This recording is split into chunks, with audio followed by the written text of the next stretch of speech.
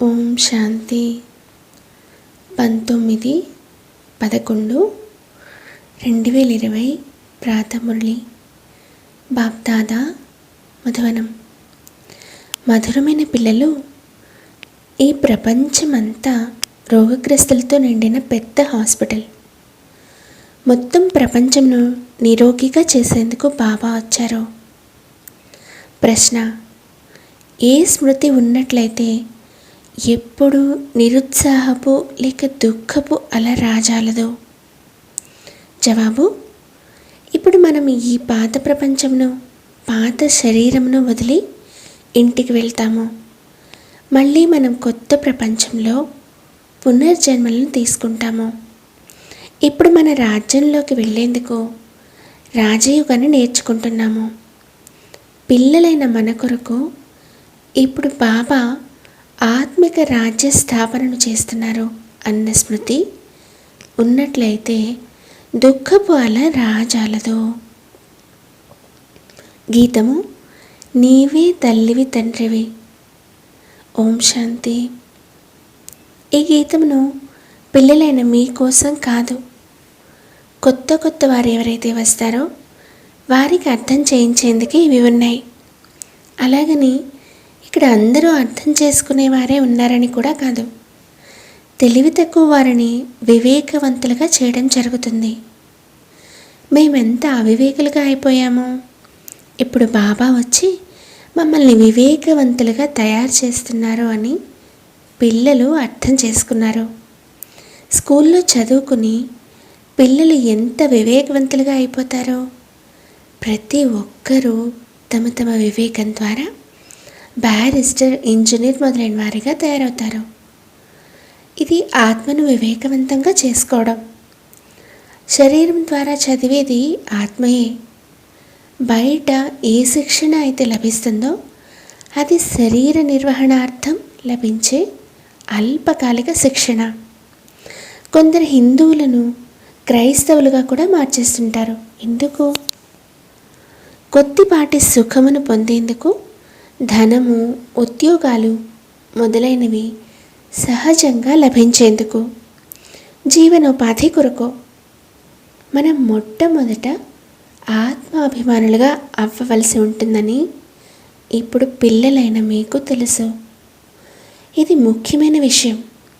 ఎందుకంటే ఇదంతా రోగి ప్రపంచం. రోగగ్రస్తులు అవ్వని మనుషులంటూ ఎవ్వరు ఉండరు. ఏదో ఒకటి తప్పకుండా అవుతూ ఉంటుంది. ఈ ప్రపంచమంతా అతిపెద్ద హాస్పిటల్. ఇందులో మనుషులందరూ పతితులుగా, రోగులుగా ఉన్నారు. ఆయువు కూడా చాలా తక్కువగా ఉంటుంది. అకస్మాత్తుగా మృత్యువాత పడతారు. మృత్యు గుప్పిట్లోకి వచ్చేస్తారు. ఇది కూడా పిల్లలైన మీకు తెలుసు. పిల్లలైన మీరు కేవలం భారతదేశానికే కాదు, మొత్తం ప్రపంచమంతటికి గుప్త రీతిగా సేవ చేస్తారు. ముఖ్యమైన విషయం ఏంటంటే తండ్రిని గురించి ఎవ్వరికీ తెలియదు. మనుషులయ్యుండి పారలౌకిక తండ్రిని తెలుసుకోరు, వారిని ప్రేమించరు. నాతో ప్రేమను జోడించండి, నాతో ప్రేమను ఉంచుతూ మీరు నాతోనే తిరిగి వెళ్ళాలి అని ఇప్పుడు తండ్రి అంటారు. ఎప్పటి వరకైతే తిరిగి వెళ్ళరో అప్పటి వరకు ఈ చీచీ ప్రపంచంలో ఉండవలసి ఉంటుంది. మొట్టమొదట దేహాభిమానుల నుండి దేహీ అభిమానులుగా అవ్వండి. అప్పుడే మీరు ధారణ చేయగలుగుతారు మరియు తండ్రిని స్మృతి చేయగలుగుతారు. దేహీ అభిమానులుగా అవ్వకపోతే ఎందుకు కొరగారు. అందరూ దేహాభిమానులుగానే ఉన్నారు.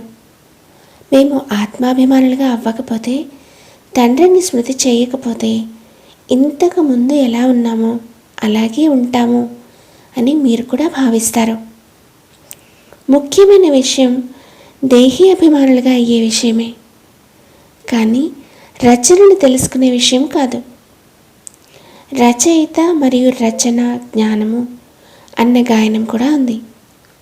అంతేకాని మొదటి రచన ఆ తర్వాత రచయిత జ్ఞానము అని అనరు. మొట్టమొదట రచయిత, అతడే తండ్రి, హే గాడ్ ఫాదర్ అని అంటారు. వారు వచ్చి పిల్లలైన మిమ్మల్ని తమ సమానంగా తయారు చేస్తారు. తండ్రి సదా ఆత్మాభిమానులుగానే ఉంటారు. కావునని వారు ఉన్నతోన్నతులు. నేను ఆత్మాభిమానిని, నేను ఎవరిలోకి అయితే ప్రవేశిస్తానో అతడిని కూడా ఆత్మాభిమానిగా తయారు చేస్తాను అని బాబా అంటారు. ఇతడిని పరివర్తన చేసేందుకు ఇతడిలోకి ప్రవేశిస్తాను. ఎందుకంటే ఇతడు కూడా దేహాభిమానిగా ఉండేవాడు.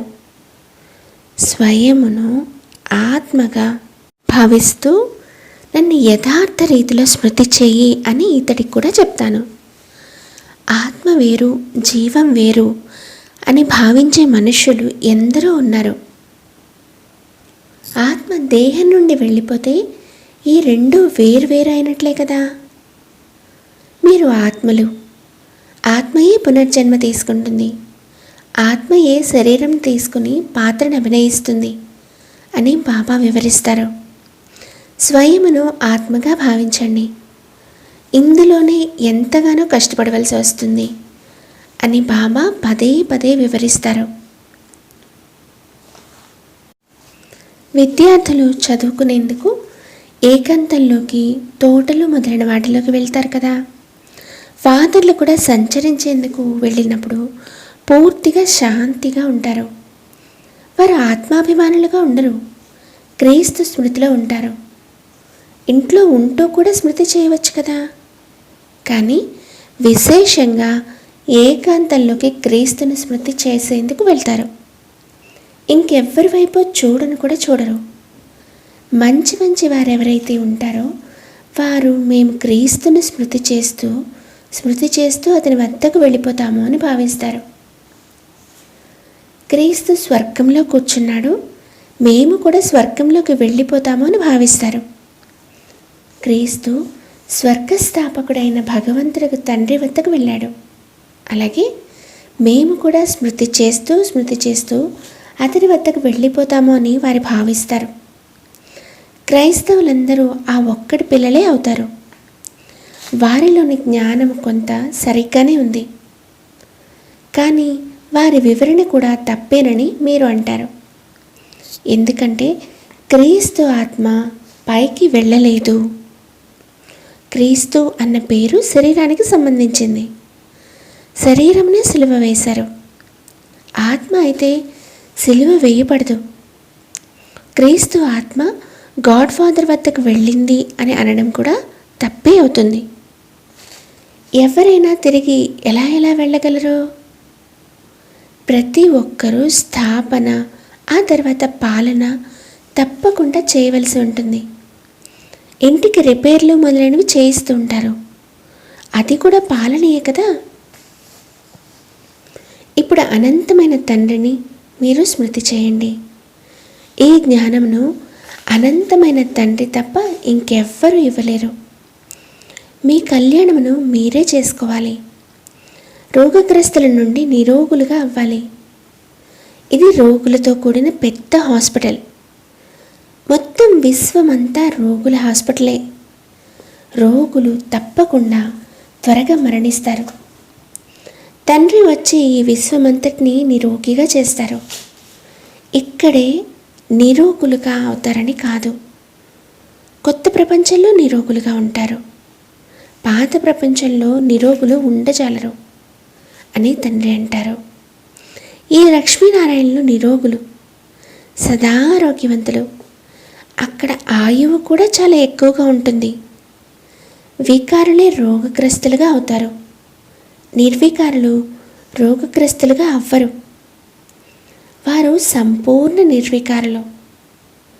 ఈ సమయంలో మొత్తం విశ్వమంతా, విశేషంగా భారతదేశం రోగగ్రస్తంగా ఉంది అని స్వయంగా తండ్రి చెబుతున్నారు.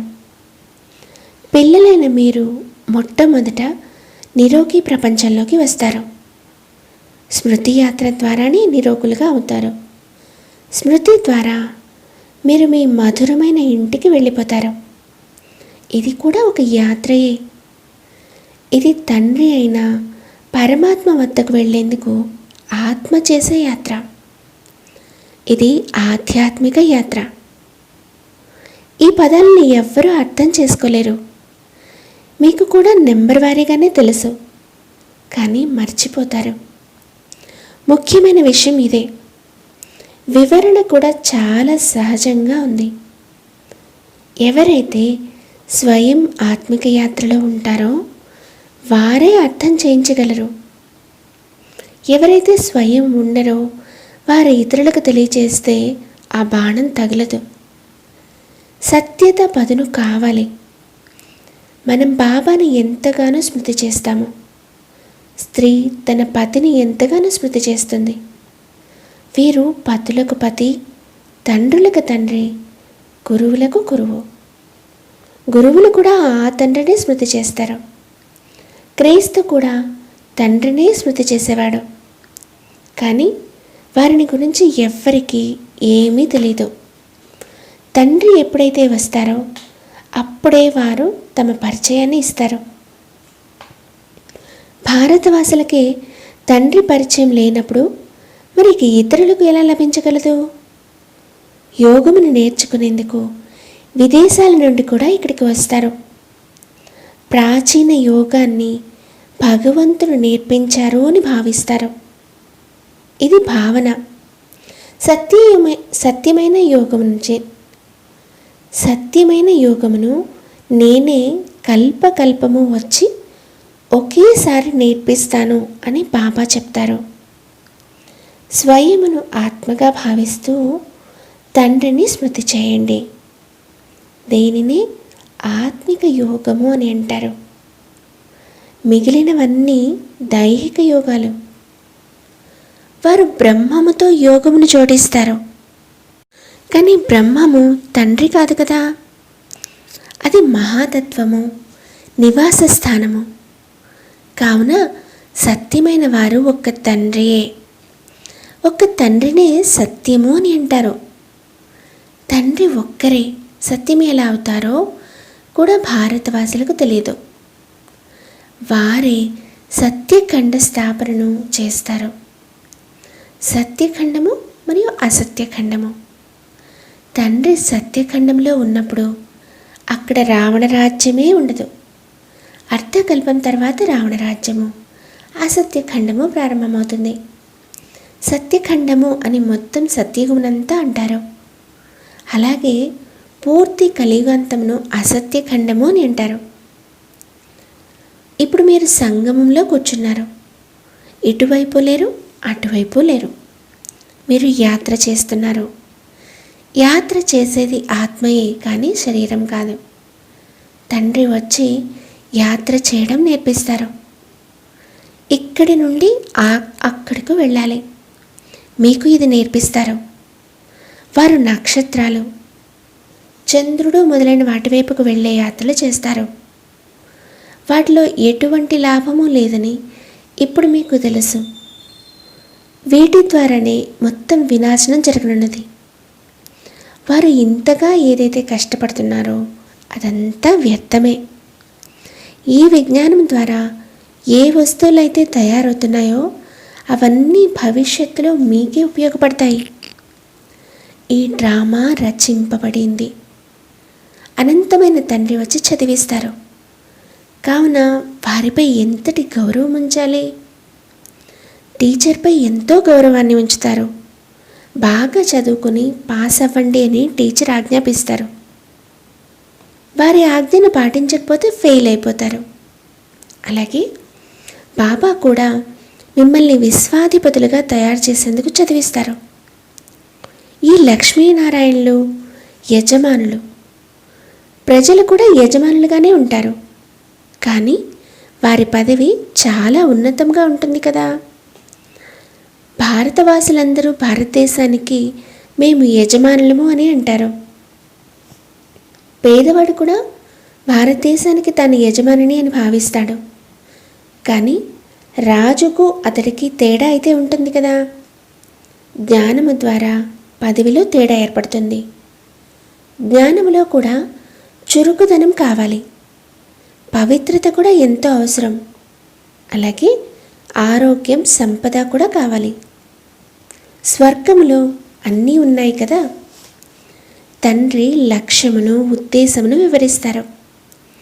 ప్రపంచంలో ఇంకెవ్వరి బుద్ధిలోనూ ఈ లక్ష్యము, ఉద్దేశము ఉండదు. మేము ఇలా అవుతాము అని మీరు వెంటనే అంటారు. మొత్తం విశ్వమంతటిపైన మన రాజధాని ఉంటుంది. ఇప్పుడు ఇది పంచాయతీ రాజ్యము. ఇంతకుముందు డబల్ కిరీటధారులుగా ఉండేవారు. ఆ తర్వాత ఏక కిరీటధారులు. ఇప్పుడు ఏ కిరీటమూ లేదు. డబల్ కిరీటధారులైన రాజుల ముందు ఏక కిరీటధారులైన రాజులు శిరస్సు వంచుతున్నట్లుగా ఆ చిత్రం కూడా ఉండాలి అని బాబా ఇంతకుముందు మురళిలో చెప్పారు. నేను ఇప్పుడు మిమ్మల్ని రాజాధిరాజులుగా, డబల్ కిరీటధారులుగా తయారు చేస్తాను అని బాబా అంటారు. అది అల్పకాలికంగా ఉంటుంది. ఇది 21 జన్మల విషయము. మొదటి ముఖ్యమైన విషయం పావనంగా అయ్యే విషయం. మీరు వచ్చి పతితుల నుండి పావనులుగా తయారు చేయండి అని కూడా పిలుస్తారు. అంతేకాని రాజులుగా తయారు చేయండి అని పిలువరు. ఇప్పుడు పిల్లలైన మీది అనంతమైన సన్యాసము. ఈ ప్రపంచం నుండి మీ ఇంటికి వెళ్ళిపోతారు, మళ్ళీ స్వర్గంలోకి వస్తారు. మేము మా ఇంటికి వెళ్ళి రాజ్యంలోకి వస్తాము అన్న స్మృతి ద్వారా లోపల ఎంతో సంతోషం ఉండాలి. మరి అసంతుష్టత, దుఃఖము మొదలైనవన్నీ ఎందుకు రావాలి? ఆత్మ అయిన మనం ఇంటికి వెళ్తాము, మళ్ళీ పునర్జన్మను కొత్త ప్రపంచంలో తీసుకుంటాము. పిల్లలకు పూర్తి సంతోషం ఎందుకు ఉండదు? మాయ ప్రతిఘటన ఎంతగానో ఉంది, కావున సంతోషం తగ్గిపోతుంది. నన్ను స్మృతి చేసినట్లయితే మీ జన్మ జన్మాంతరాల పాపాలన్నీ భస్మమైపోతాయి. మీరు స్వదర్శన చక్రధారులుగా అవుతారు అని స్వయంగా పతిత పావనుడు తెలియజేస్తున్నారు. మీరు మళ్ళీ మీ రాజధానిలోకి వెళ్ళిపోతారని మీకు తెలుసు. ఇక్కడ భిన్న భిన్న రకాల రాజులు ఉండి వెళ్ళారు. ఇప్పుడు మళ్ళీ ఆత్మిక రాజ్య స్థానము తయారవనున్నది. స్వర్గాధిపతులుగా అయిపోతారు. క్రైస్తవులు స్వర్గము అర్థమును తెలుసుకోరు. వారి ముక్తిధామమునే స్వర్గము అని నిర్ణయిస్తారు. స్వర్గస్థాపకుడైన తండ్రి స్వర్గంలో ఉంటాడని కాదు, తాను శాంతిధామంలో ఉంటారు. ఇప్పుడు మీరు స్వర్గంలోకి వెళ్ళేందుకు పురుషార్థం చేస్తారు. ఈ తేడాను తెలియచేయాలి. భగవంతుడైన తండ్రి ముక్తిధామంలో ఉంటారు. స్వర్గము అని కొత్త ప్రపంచాన్ని అంటారు. అక్కడ క్రైస్తవులు ఎవరు ఉండరు. తండ్రియే వచ్చి స్వర్గస్థాపనను చేస్తారు. మీరు దేనినైతే శాంతిధామము అని అంటారో దానిని వారు స్వర్గముగా భావిస్తారు. ఇవన్నీ అర్థం చేసుకోవాల్సిన విషయాలు. జ్ఞానము చాలా సహజము. ఇది పవిత్రంగా అయ్యేందుకు అవసరమయ్యే జ్ఞానము. ముక్తి, జీవన్ముక్తుల్లోకి వెళ్ళే జ్ఞానము. దీనిని తండ్రియే ఇవ్వగలరు. ఎవరినైనా ఉరితీసే సమయంలో వారికి లోపల ఇక నేను భగవంతుని వద్దకు వెళ్తాను అని ఉంటుంది. ఉరి తీసేవాడు కూడా భగవంతుడినే స్మరించు అని అంటాడు. కానీ వారిరువురికి భగవంతుడిని గురించి తెలియదు. ఆ సమయంలో అతడికి మిత్ర సంబంధికులు మొదలైన వారంతా గుర్తుకు వస్తారు. అంత్యకాలంలో ఎవరైతే స్త్రీని స్మరిస్తామో అన్న గాయనం కూడా ఉంది. ఎవరో ఒకరు తప్పకుండా గుర్తుంటారు.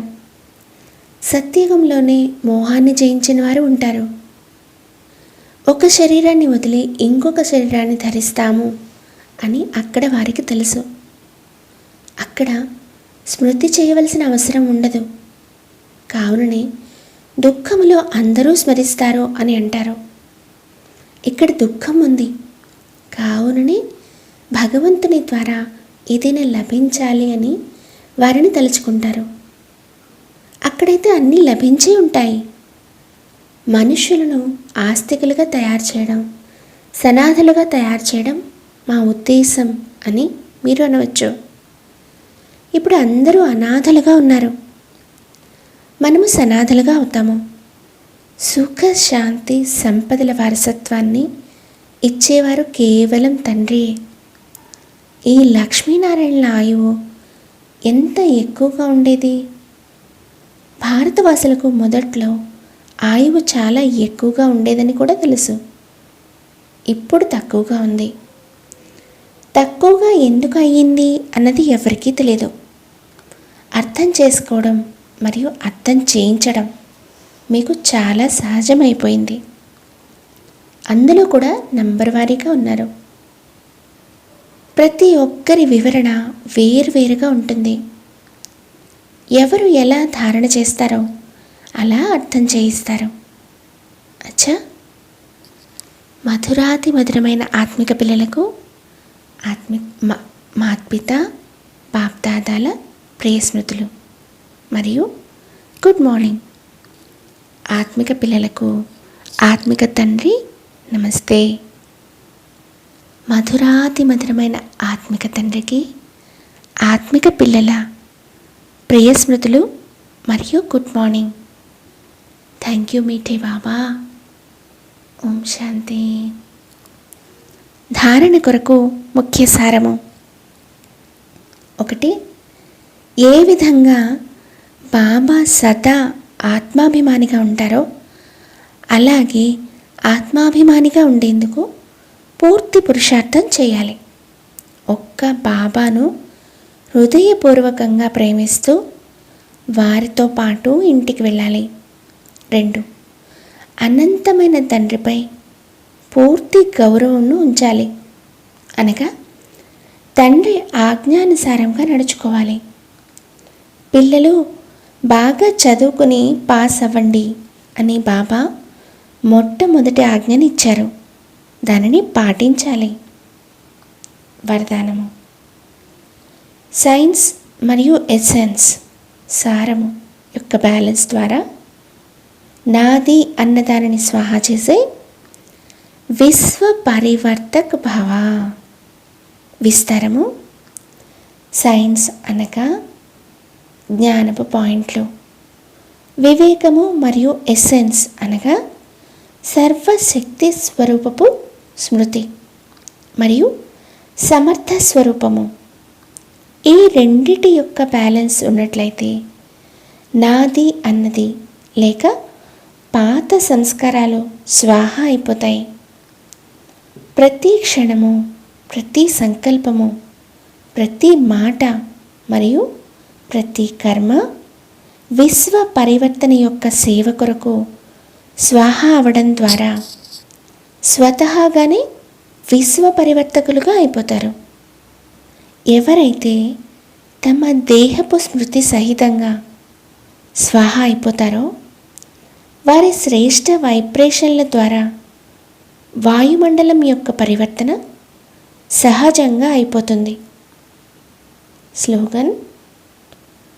ప్రాప్తులను స్మృతి చేసినట్లయితే దుఃఖము లేక వ్యాకులత యొక్క విషయాలను మర్చిపోతారు. ఓం శాంతి.